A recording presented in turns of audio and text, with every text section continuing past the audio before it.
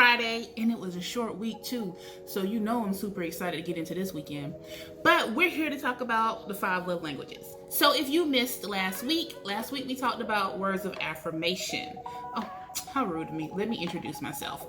I'm Ms. Shields, Family Advocacy Program Specialist, and today we're going to talk about the 5 love languages. High five. Yeah, it gets lonely here. So don't mind my team, me, myself, and I. So we're going to get into it. Last week we talked about words of affirmation. And I hope that you have used some of those tools that we talked about, encouraging words, uplifting words. This was a time to express your love by communication. Not only just love, friendships, co-worker relationships, boss relationships, and it's all about expression. This week, we're talking about acts of service. So stay tuned while we'll get into this, and I hope that you use these tools. All right, what comes to your mind when you think about acts of service? Could it be someone doing the dishes, helping out with the household chores? If you're like me, laundry is a 7-day business transaction. We will wash on one day and we'll think about folding on the 7th day. So if someone maybe sits here and does a load of laundry, which can definitely be helpful when you have extra dependents, kids in the home, and that's very helpful. When you think about acts of service, think about it. It's not only just your romantic relationship, but it's also your coworkers, your boss. What if you got a boss that says, you know what, I'm going to take care of you? What does that mean? Does that mean, hey, you're going to give me a promotion? Does that mean you're going to recognize the work that I've been doing? Think about your friendships. What if you have friends that, are always there for you? Maybe that's their love language, acts of service, because, they're willing to help you out. They're willing to watch the kids. They're willing to always lend you a helping hand. And that says a lot. And if you're like me, when you think about acts of service, you're that person that says actions speak louder than words. And you can tell me you love me all day, but if I don't see it, then it doesn't mean anything.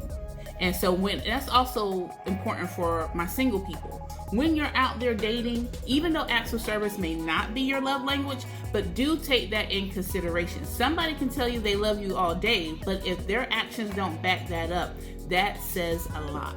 And so that is something to also think about. So, like I said, with these love languages, you need all 5 to have a healthy love life. Acts of service, words of affirmation, physical touch, gifts.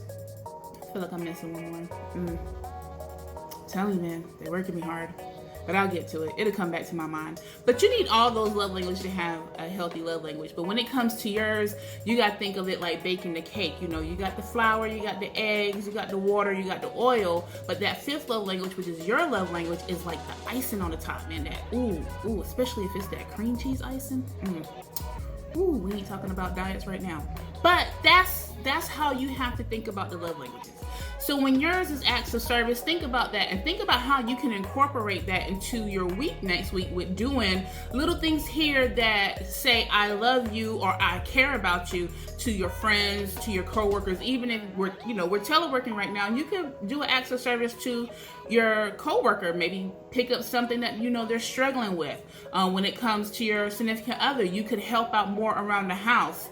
You can give them that good old foot massage, even though you might get cut by the toenails. So I did give you a disclaimer, okay? At your own risk. But these are some things that you can incorporate. And when we're going over the love languages, I definitely want you to take the time to incorporate that love language that we talk about during that week. So now that we have went over acts of service and just the little things that you can think about that you can do to show your love. Last week we was talking about how you can express your love through words. And yes, that works. And this week we're talking about how you can show your love through the things that you do.